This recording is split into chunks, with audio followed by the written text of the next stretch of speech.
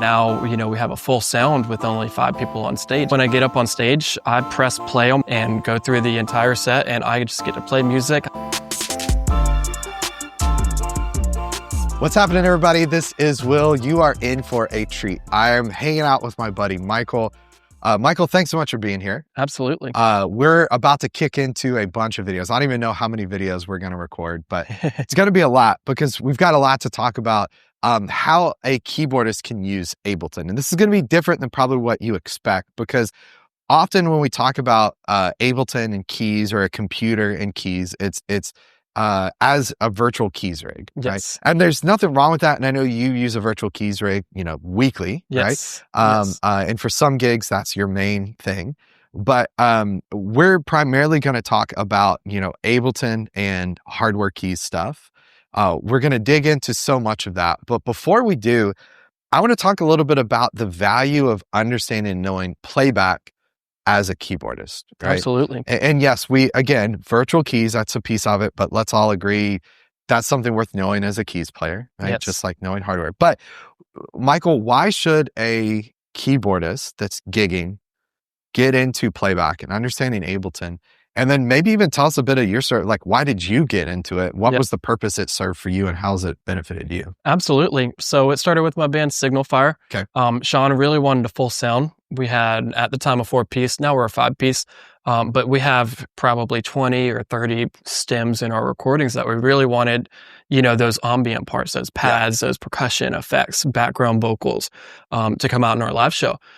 So, I had done a little bit of Ableton work with some churches that I was playing at. So I stepped up and said, I'll take on this project. Nice. And so now, we have a full sound with only 5 people on stage. That's great. The other thing that it allowed me to do was to create patch changes for all of my keyboards. So now when I get up on stage, I press play on my keyboard, just one button to fire a song, and go through the entire set, and I just get to play music. I get to engage with the crowd. Some bands I music direct, so it allows me to really focus on that instead of having to worry about changing parts. Nice. And even some songs I have recorded in Ableton, and Ableton will play parts on a keyboard whenever I need 3 hands. Now I have 3 hands. That's crazy. Another thing too for me was that I wanted another skill set. Yeah. Not only can I, music direct, play keyboards, but also I can, program Ableton. I can build sets while I'm at home and send them out to the band. And, we have super tight transitions now. Everyone can show up to rehearsal fully prepared. So, it's just another skill set to have. That's amazing. So often I'll hear, or I'll do these videos and people will comment and they'll say, I remember the good old days back when people used to actually play their instruments. And I think, trying to give people the benefit of the doubt, sometimes they really just don't understand what playback is. Yes. And they think, they see a computer on stage and they think that just means everyone's faking their parts. Right? Yes. And you'll see, if you follow through the series, if you want to see all these videos in the series, hit subscribe.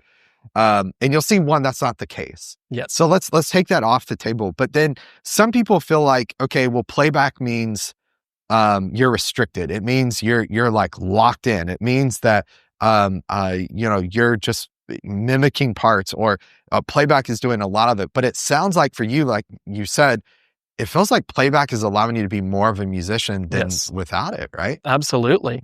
Absolutely. I get to go through the whole set and play everything. Yeah. All the parts are there that we want, but then also if we don't want something, because, maybe there's like a lead guitar part that we don't want in the tracks because, no one's playing it, but we also don't want to, I guess, fake it, whatever you want to call it, So you can choose what you want in there and what you want out, and a lot of what we put in there is just, pads, strings, background vocals, that really beef up the sound, but the whole band is up there and we're all playing our instruments, That's great. That's awesome.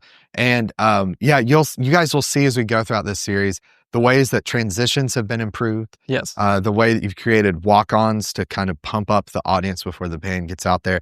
I mean, there's so much that you can do with playback. And sometimes we think of playback as a certain type of sound. It's overly produced, or it's highly electronic, but it's just, we're using in-ears, we're playing along with click, and then we're able to add any sound we want to that. Right? Absolutely. And I will truthfully say, I think we got a lot of things wrong as we started to introduce computers on stage. And it is a skill set we should learn. Yeah. Right. It's very important. But my heart breaks when I see young musicians getting into this and they start to integrate this technology. And really what they end up doing is they're just babysitting their computer on stage, Yes. right? And what I hope you see and hear Michael and I talking about is it doesn't have to be that way. There's a better way. It's possible that you can stay focused on the music, that you can stay in the moment, that you can feel more like a musician and have more freedom and flexibility on stage than ever before when you're playing with playback and because of playback. Absolutely. And if you guys are interested in that and you want to learn more and follow along as we talk about all that and more, make sure to hit the subscribe button. Stick around. We're going to have tons of fun. Michael, let's show them what's up. It's going to be fun.